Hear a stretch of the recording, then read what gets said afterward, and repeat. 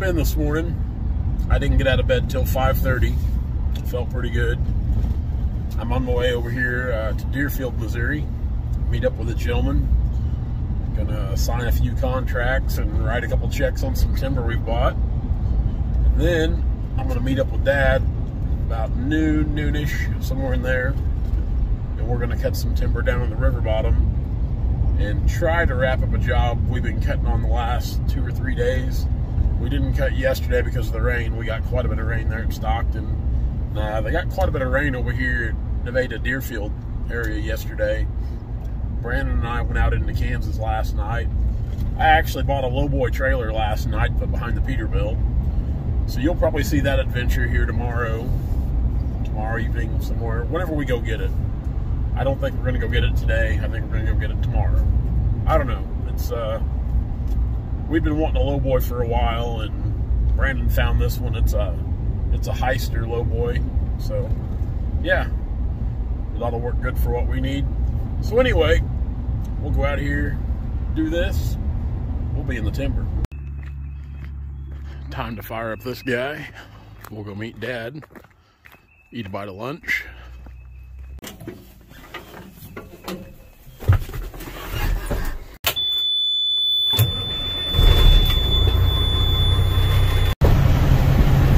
Now, since we've added the Mack, this newer Mack, to the lineup, I've been spending a lot of time in it. And honestly, I love driving this truck. I love being in the truck. I like hauling logs. It's just something I enjoy doing. Definitely longer days.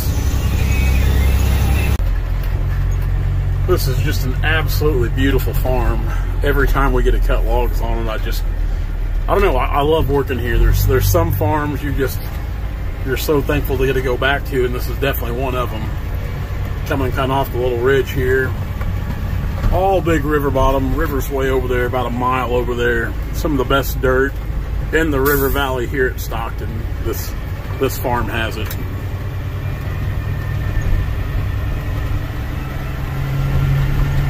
It's a century farm. It's been in the family for well over 100 years. I don't know, Dad's probably cut on this farm 7 times now at least. I've cut here, I think this is my 4th time cutting here. Just grows a lot of timber here. Just the timber grows really good. Cut a lot of walnut off this farm. Primarily have cut walnut. There's no telling how many thousands upon thousands of board foot of walnut timber Dad has cut here. And we're adding to that number again this go around. I'm gonna pull the truck off right here, park it. We'll jump on the skidder. Dad's not too far behind us. We're gonna go pull some trees. Now, before, I've even said when I run the skidder, I even wear my chaps, and I do. I've gotten the habit of just wearing my chaps anytime I'm working in the timber.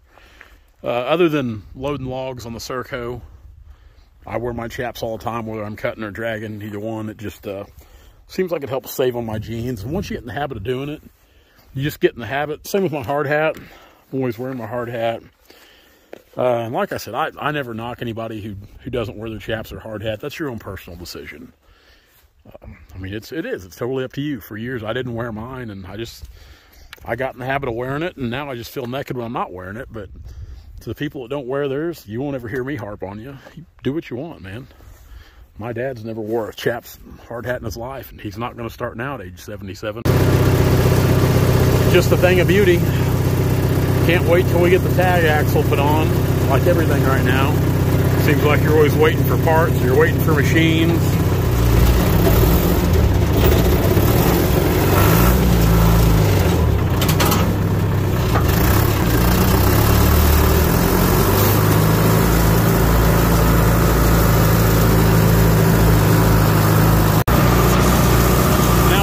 Pulling trees, literally we're going to pull trees. These trees that we got to get that are right next to the fence line, so we've got to pull them back away from there. I think Dad's already got the chokers hooked into some of them, so all we got to do is hook cable up, spool out, and get them on over.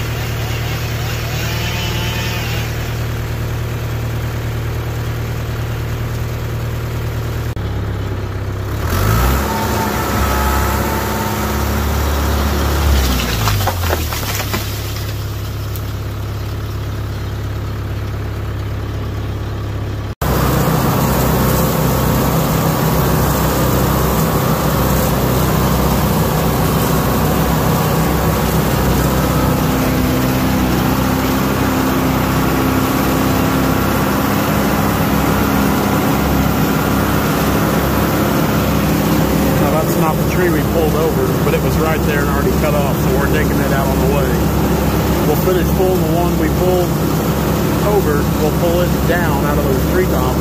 That's all hedge up through here on this little branch. We'll pull that down, we'll cut it off, we'll take it out. But we want to try to make progress every turn. So that's why we're taking this log out with us as we go.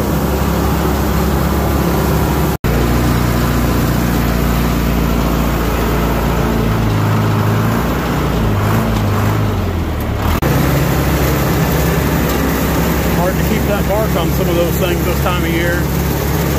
That sap comes up, that walnut bark will just fall right off. That's not a good thing. We try to keep all the bark we can on there as best we can. Now you can see that one big limb there, cut off that. It was very crooked, but I tried to cut a 7-foot piece out of it.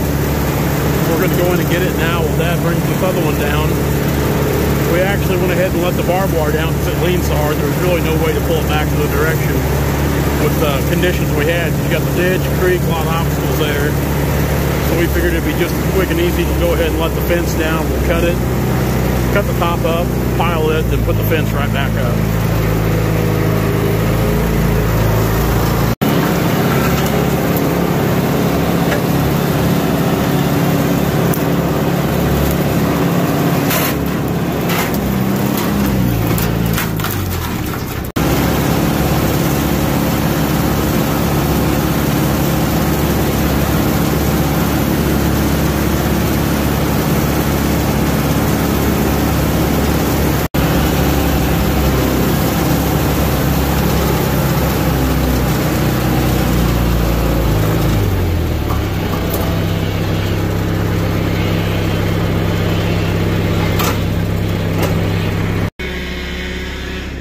Now, I don't like to leave anything that can be sold or marketed.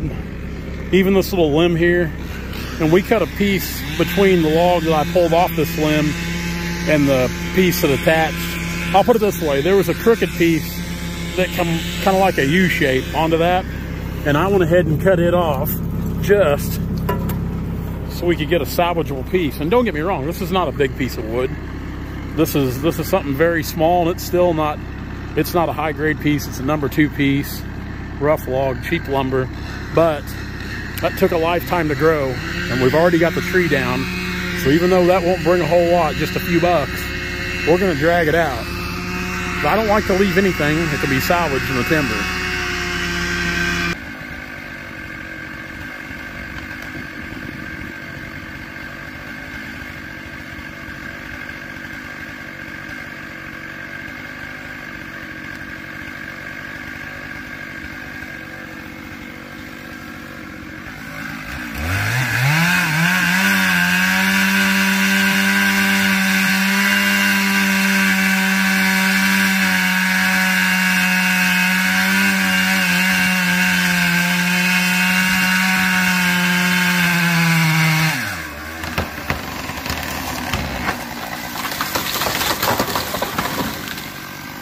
Rolled just right off that stump that left up there, that elm.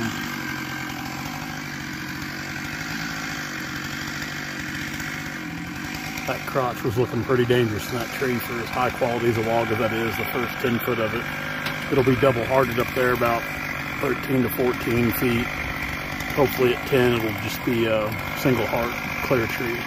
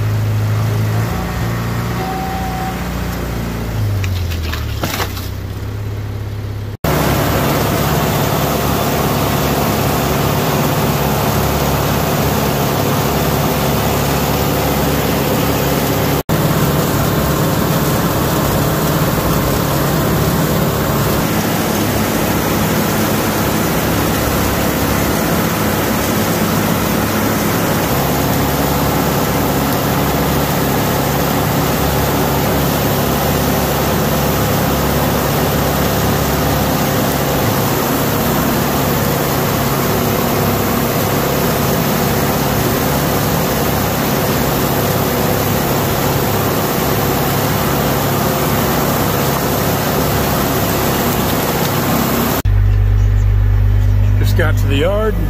We just got a small load on. I think there was about 1,200 feet on here. Not very much, just enough to finish up the job on the walnut, I think. We'll get these unloaded in the walnut pile. Then I'm gonna go get the skid steer, bring it home. I've got some more gravel over here I need to spread out. I'm working on gravel in my old log yard area here. I just kind of do it a few loads at a time. Gravel's expensive. It kind of lightens the blow of it. But so we'll go get the skid steer and we get these unloaded, spread some rock.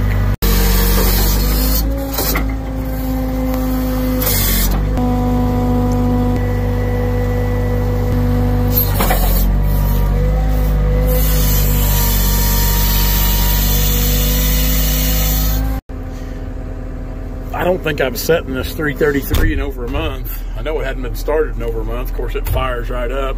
I'm not even sure what our hours are right now.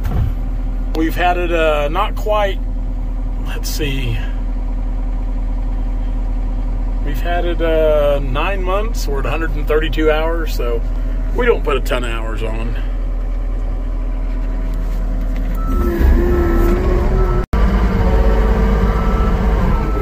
Grass is yellowed up from sitting there so long. We'll go ahead and put the attachments on, then we'll hook back up to the forks, load the machine last.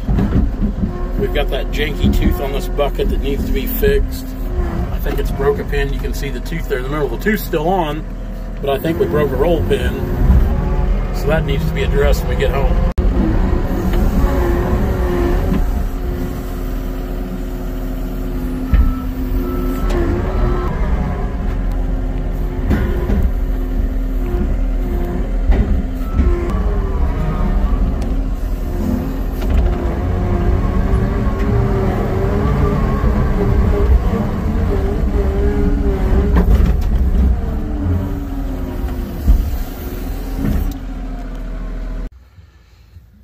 All glued down. Now here recently, about 2 weeks ago, I finally put a new set of tires on my trailer. I bought this trailer brand new in December of 17. It's an 18 model. The tires that were on it were 10 plies, which normally I would never buy 10 ply tires. But I actually had pretty good luck with the 10 plies on there now. I've went to 14 ply tires now, which I feel a lot better about 14s. Pulling the loads that we pull. So yeah, everything's glued down, ready to go. We're gonna take this thing to the yard. From there, we're gonna spread some gravel. Hey guys, if you like what you see, be sure to like, comment, and subscribe to our channel for all of our latest videos.